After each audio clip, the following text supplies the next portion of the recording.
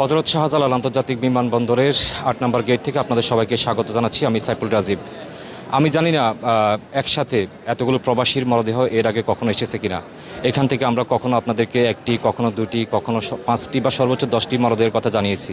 কিন্তু কিছুক্ষণ আগে আমরা খবর পেয়েছি কুয়েত থেকে আমাদের ৩০ জন প্রবাসীর মরদেহ একই ফ্লাইটে একসাথে দেশে এসেছে এবং একই সাথে বাহরাইন থেকে ২টি, মালয়েশিয়া থেকে ২টি, মোট ৩৬টি প্রবাসীর মরদেহ এখন বিমানবন্দরের ৮ নম্বর গেট দিয়ে বের হচ্ছে। আমরা এখানে দেখতে পাচ্ছি স্বজনদের আহাজারি, স্বজনদের আত্মনাদ এবং কিছুক্ষণ পরপর একের পর এক মরদেহ বের হয়ে আসছে এবং সেগুলোকে নাম ডেকে ডেকে তাদের স্বজনদের কাছে হস্তান্তর করা হচ্ছে। এই মুহূর্তে বিমানবন্দরের এই ৮ নম্বর গেটটি পরিণত হয়েছে একটি লাশের বাজারে। আমরা বলতে পারি যে এখানে কিছুক্ষণ পরপর একটি মরদেহ বের হয়ে আসছে এবং কোন মরদেহটি আসলে কাদের সেটি মাইকিং করে ডাকা হচ্ছে। ডাকার পরে সেগুলো কাগজপত্র অনুযায়ী বুঝিয়ে দেওয়া হচ্ছে তাদের স্বজনদেরকে।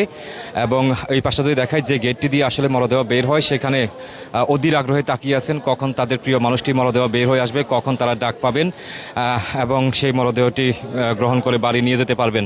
এই কর্মযজ্ঞ, বিশাল এই কর্মযজ্ঞ আমরা দেখতে পাচ্ছি প্রায় ঘণ্টাখানিক ধরে এই বিমানবন্দরের এই জায়গাটিতে স্বজনদেরকে মাইকে ডেকে তাদের মরদেহগুলো বুঝিয়ে দেওয়া হচ্ছে। আমরা এমন চিত্র দেখতে পাচ্ছি।